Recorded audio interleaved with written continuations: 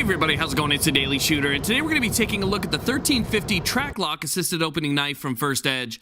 This is a top-of-the-line folding knife that was actually designed for the Navy SEALs, so what better place to do some corrosion testing on it than the Pacific Ocean? We're going to go ahead and we'll take a look at it. I'll do some testing and cutting with it. We'll see what it's all about.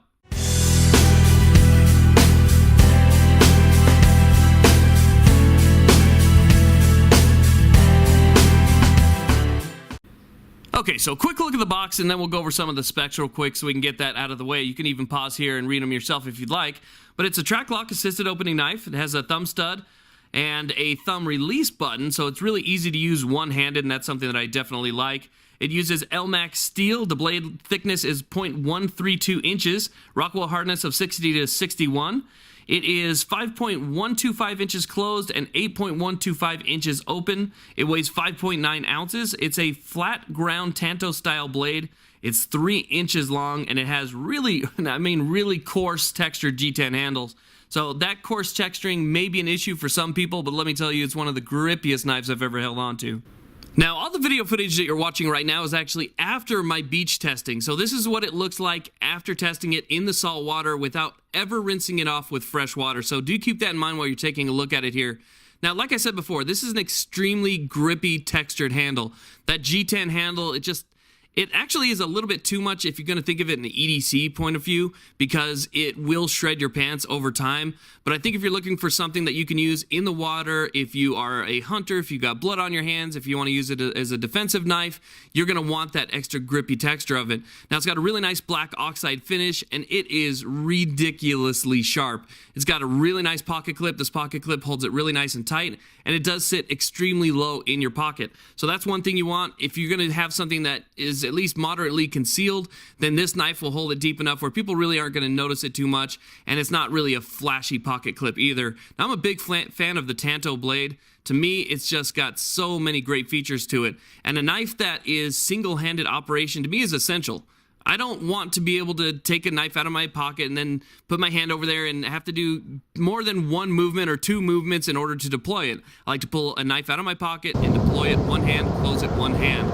Now, like I said before, I took this out to the beach and I did some testing with it in the salt water. It wasn't really to abuse it. I just wanted to get some sand in the functions. I wanted to get some dirt and some salt water inside the gears and components and see what happens to it if I just left it that way. So I used it for several hours over the course of that day. My family came with me. I kept it in my pocket, and I just took it in and out of the salt water the entire day. And I left it like that for 48 hours before making this video, and there was no rust. That LMAX steel is extremely corrosive resistant, but there's no real good way to test that without getting it into salt water and seeing for yourself. So here, salt water all day long, no rinsing with fresh water, playing with it in the sand, and zero corrosion after 48 hours. Now, like I was talking about before, it's extremely sharp. We have some paracord here. This is 550 paracord. It cuts it like it's butter. Here we have a lanyard from one of my flashlights. Again, it just cuts it no problem. It comes extremely sharp from the factory. I have not sharpened this knife on my own. Here's one of the sheaths. This is from a through-knife flashlight. So we'll see if we can go ahead and cut this. If you can compare it to a strap, maybe if you need to cut yourself out of one of the straps or a harness to see how sharp it is when it's cutting through nylon-type material. And you can see right there, it cuts through it extremely easy.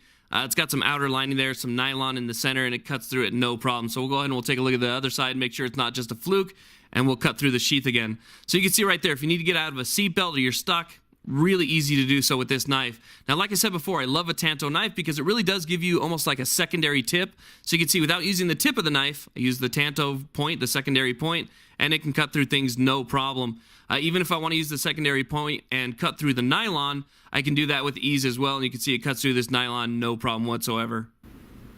Now, keep in mind, most folding knives are not pry bars. They're not designed to pry things open. They're designed to stab and to cut, especially when it comes to a Tanto point. You can see right there, they're extremely sharp at the tip, very thin and narrow, and they'll go right through that nylon and into the 2x4, and with minimal effort, you can stab this 2x4 and it'll stick in it pretty good. So a Tanto point, definitely not for prying, but great for stabbing and cutting, extremely sharp.